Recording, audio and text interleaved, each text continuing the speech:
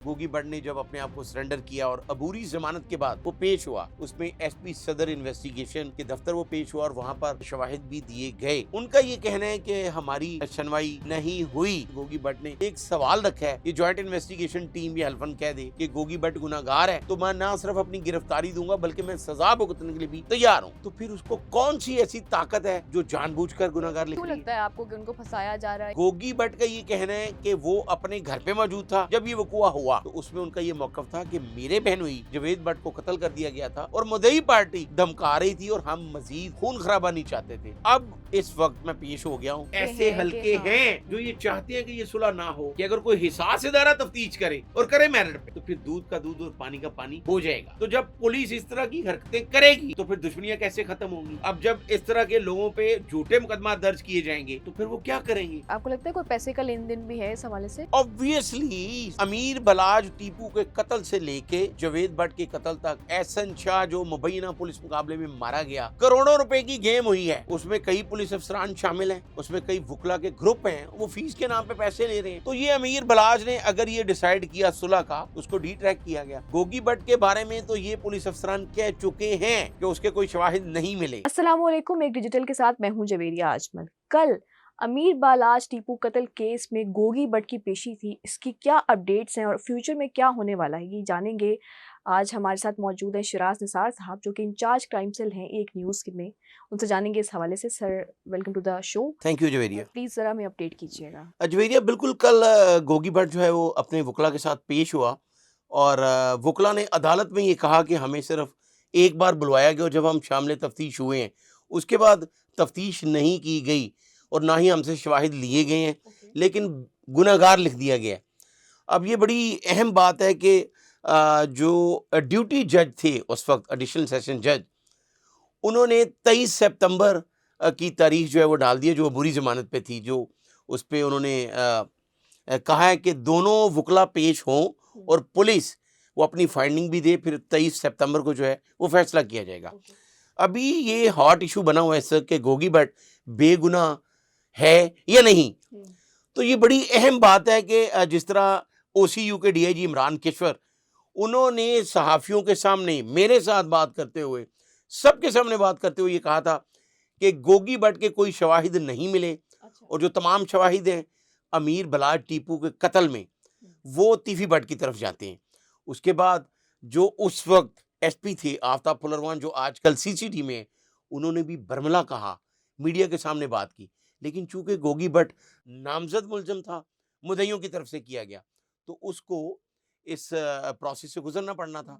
लेकिन बेशुमार अफसरान ये बात कर चुके हैं कि गोगी भट्ट इस कत्ल में वो शामिल नहीं। लेकिन अब जो जॉइंट इन्वेस्टिगेशन टीम बनी है 5 रुकनी, गोगी भट्ट ने जब अपने आप को सरेंडर किया और अबूरी जमानत के बाद वो पेश हुआ, उसमें एसपी सदर इन्वेस्टिगेशन के दफ्तर वो पेश हुआ और वहाँ पर शवाहिद भी दिए गए।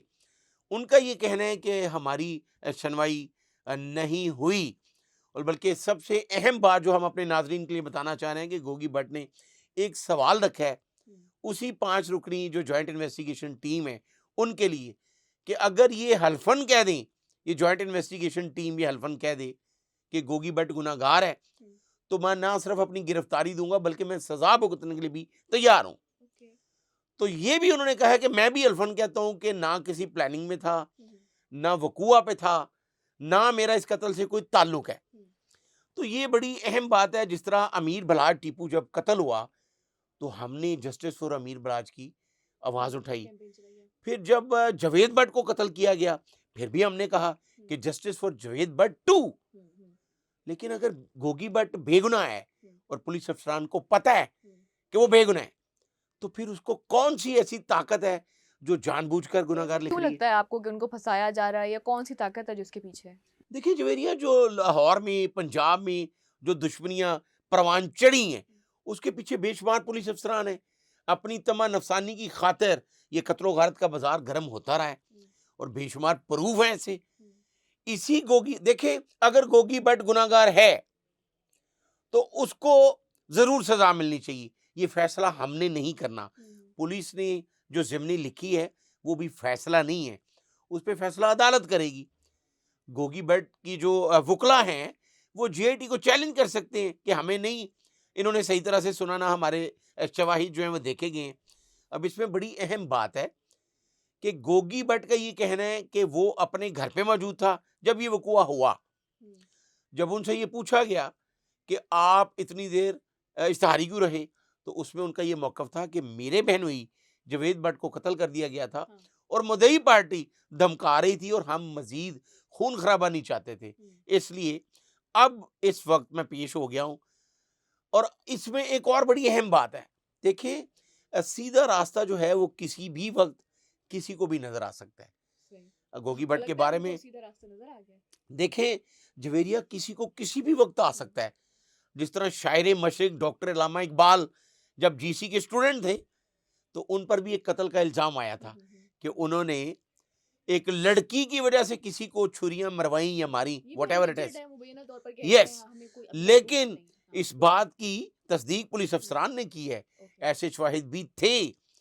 तो उनकी बचत सिर्फ़ इसलिए हुई थी कि वो अपनी अटेंडेंस लगाने के बाद यूनिवर्सिटी में रहे और दीवार फलांग कर बाहर गए। बाज़ अफ़सरान का ये भी कहना है। ओके। लेकिन उसके बाद उन्होंने किसी को थप्पड़ नहीं मारा सारी ज़िंदगी।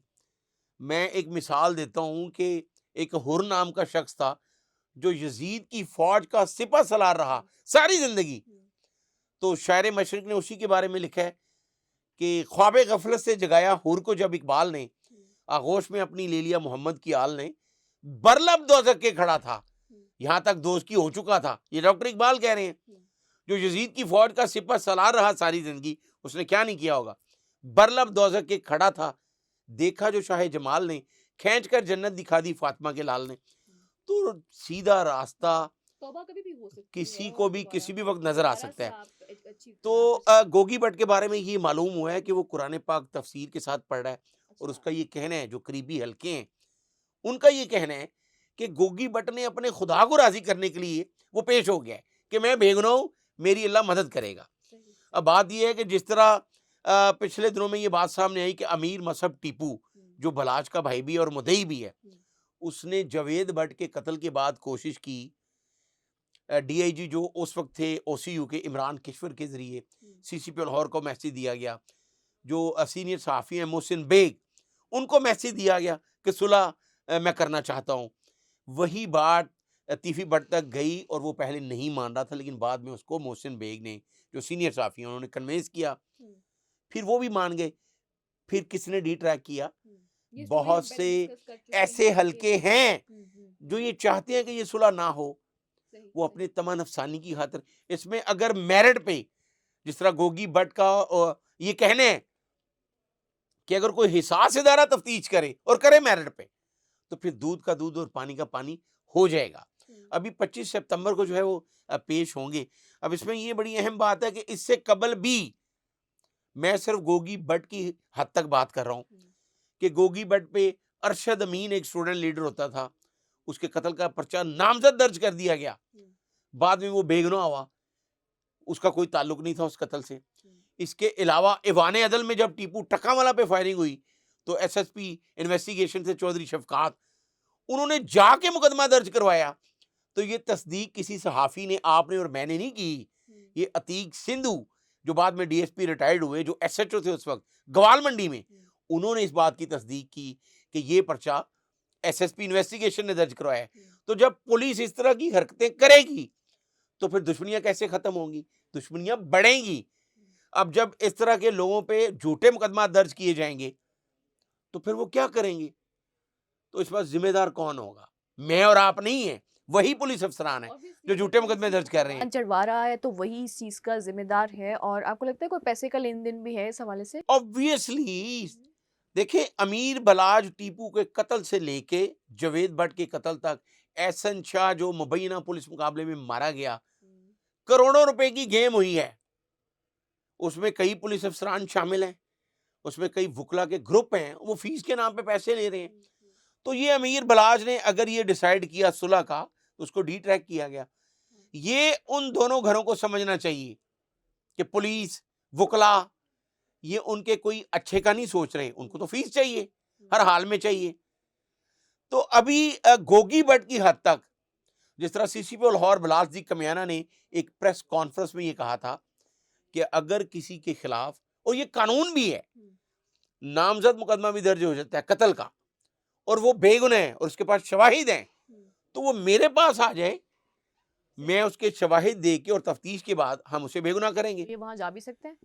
गोगी भट्ट सबसे पहले जीआईडी के पास पेश होने से पहले सीसीपी लाहौर के दफ्तर ही गया, अच्छा। बलासदी कमैना के दफ्तर गया।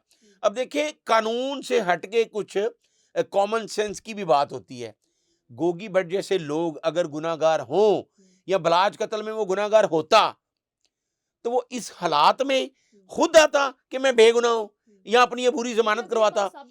जब सीसीडी 500 से ज्यादा बंदे चंद माह में मार चुकी है, तो ये उसके बेशुमार ऐसे शवाहिद हैं जो पुलिस अफसरान को भी पता है। तो फिर उनको ये चाहिए कि किसी प्रेशर से हटके मेरिट पे लिखें। अब जो इज इट कंफर्म्ड कि गोगी भट्ट जो है इसमें मुलविस नहीं है, क्योंकि अभी तक देखें- वेरिफिकेशन तो किसी भी चीज की नहीं हुई। देखें, जो पुलिस की तफ्तीश में जो लिखा गया है, वो मेरे जैसा एक क्राइम रिपोर्टर, हमने 30 साल क्राइम रिपोर्टिंग की है, तो वो नजर आ रहा है, उसमें कोई सपोर्टिंग डॉक्यूमेंट ही नहीं है। उसमें लिखा जा रहा है जी गोगी भट्ट मौके पे मौजूद था, अचानक लाइट पड़ी, गाड़ी में पीछे बैठा हुआ था, आगे तीफी भट्ट बैठा हुआ था, उसका बेटा आया। भाई वहां पर जो मुजफ्फर शूटर था जिसने फायरिंग की, वो मौके पे मारा गया। अब उसके साथ जो उसको लेकर वहां पे गया, और वहां से जो गाड़ी निकली, तो वो भी फुटेजेस मौजूद हैं, वो मीडिया ने चलाई भी हैं, हमने भी चलाई हैं। उसमें जो शामिल था जो लड़का, वो पकड़ा गया, वो जेल में है, बलाल। तो बात यह है कि पुलिस जब तक मेरिट नहीं करेगी, तो ये दुश्मनियां कैसे खत्म होंगी? हो सकता, आपको क्या लगता है फ्यूचर में क्या होगा? अब बता रहे हैं कि 23 सितंबर को आई गेस वो दोबारा से पेश होने वाले हैं, यस, तो अब आपको क्या लगता है कि इसका फ्यूचर क्या होगा, फैसला क्या हो सकता है? देखिए, फैसला तो अदालत ने करना होता है पुलिस की तफ्तीश पे, लेकिन बाज़ औक़ात अदालत पुलिस की तफ्तीश से भी एग्री नहीं करती, जिसको कहते हैं कि खाना नंबर 2 में चालान हो जाता है।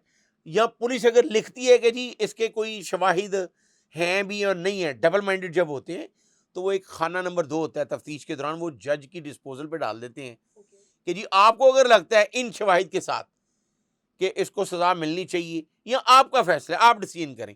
तो बेशुमार ऐसे वाकयात में जब कोई ठोस शवाहिद ना हो, तो उसका फ़ायदा जो है वो अक्सर वो मुलज़म को दिया जाता है।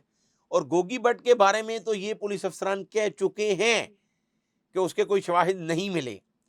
अब जवेरिया डिजिटल दौर है, हमारे पास बहुत से जो है वो आसाइशें हैं, तो ये पता चल जाता है कि अगर ये लिखा जा रहा है कि जी शूटर्स लेके पहले तीफी भट्ट के घर गए, वहां से निकले नसीराबाद से, गोगी भट्ट के घर गए, वहां से आगे गए, तो भाई 8000 कैमरा लगा हुआ है लाहौर में, सेफ सिटी का।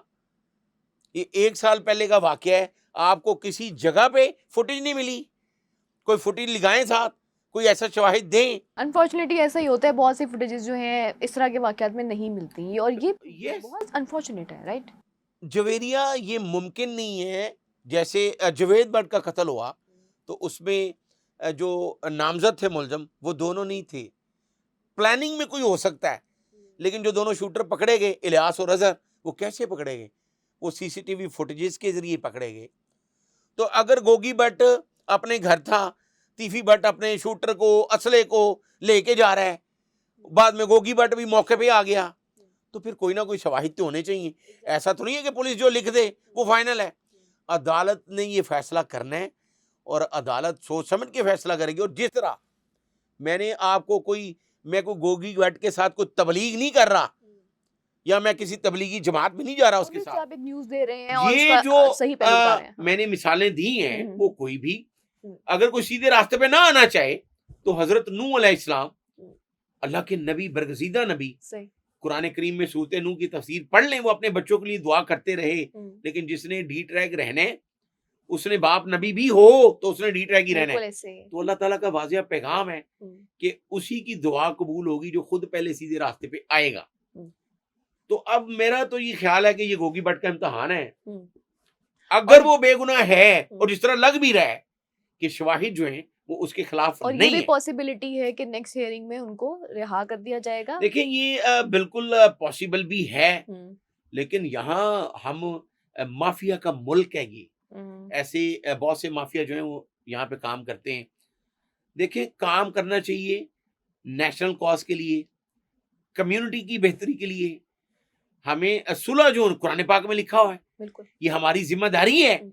लेकिन जिन हालात में ये दोनों ग्रुप जो हैं वो जहां पहुंच चुके हैं, अब ये दोनों ने फैसला खुद करना है। और अगर ये सुलह हो जाती है तो बहुत सी जानें बचाई जा सकती हैं। जितना इस वक्त क्योस मचा हुआ है सिर्फ इन दो जो खानदानों की दुश्मनी की वजह से वो खत्म हो जाए तो कितना जवेरिया, एक अमन हो सकता है ना। मैं भी बाय बर्थ ही लाहौर हम्म, से हूँ। हम्म, मेरे दादा परदादा माइग्रेट करके लेकिन लाहौर से हैं। हम्म, अब ये दोनों खानदान ऐसे बड़े खूबसूरत खानदान हैं हम्म, कि अगर आप ये कहा जाए कि लाहौर की खूबसूरती है, अब जो सबसे पहले लाहौर में फूड स्ट्रीट बनाई गई ग्वाल मंडी में, हम्म, वो गोगी भट्ट के भाई ने बनाई, वो चेयरमैन था। ओके। ख्वाजा शकील गालबन उनका नाम था। हम्म, है तो वो इस तरह के लोग हैं। अब ये दुश्मनी जो अगर हम बात करेंगे शुरू से तो बड़ी लंबी हो जाएगी। हम्म, इसको आग लगाई गई है दुश्मनी को। हम्म, इसमें कई पुलिस अफसरान शामिल है, मेरे पास नाम है उनके। तो ऑब्वियसली वो अभी एक आज जो पुलिस अफसरान हैं हम्म, उनको ये चाहिए, जिस तरह कैप्टन अमेन विंस, उनका अक्सर हम जिक्र करते हैं, हाँ, साबिक सीसीपी लाहौर, हम्म, उन्होंने लाहौर की 3 बड़ी दुश्मनियां खत्म 24 करवाई। घंटों में खत्म करवाई। हम्म, तो आज पुलिस अफसरान क्यों नहीं करवा सकते? बहुत से लोगों को तकलीफ होती है जब हम ये बात करते हम्म, हैं। आईजी पंजाब, सीसीपी लाहौर, वो अगर चाहें और ये दोनों ग्रुप खुद भी चाहें, फैसला करें, हम्म, तो सुलह हो सकती है। लाहौर का अमन बहाल हो सकता है। हम्म, लॉ एंड ऑर्डर की सिचुएशन जो खराब थी वो कंट्रोल हो सकती है। बेशक। बेशुमार ऐसी दुश्मनी है हम्म, जो खत्म हुई और आज तक कायम है। हम्म, तो मैं ये आपके प्रोग्राम की वसातत से अपने नाजरीन के लिए खासकर एक पैगाम देना चाहता हूं कि खुद भी थोड़ी सी सेंस रखें। हम्म, सही। अगर कोई बेगुनाह है तो उसे कमेंट में लिखें कि ये इसके साथ इंसाफ होना चाहिए। अंधी तकलीद या अंधी अकीदत जो है वो कौमों को बर्बाद कर देती है। बिल्कुल ऐसे ही। और अगर आप समझते हैं और अगर आपका ज़मीर ये चीज़ की इजाज़त देता है तो आप ज़रूर उसके लिए उसको आवाज़ उठानी चाहिए। बिल्कुल। बड़ी आपने अच्छी बात की शिराज साहब, thank you so much once again. और बड़ी अच्छी आपने बात की कि अगर सुलह हो जाती है और अमन कायम होता है तो ये पूरे लाहौर के लिए बहुत एक अच्छा इकदाम होगा जो कि हो जाना चाहिए। और बेहतर जो भी अच्छा फ़ैसला है, जो भी राइट डिसीजन है इस वक्त का, इंसाफ के तकाज़े पूरे होने चाहिए। इसी के साथ हमें दीजिए इजाज़त। अल्लाह हाफ़िज़।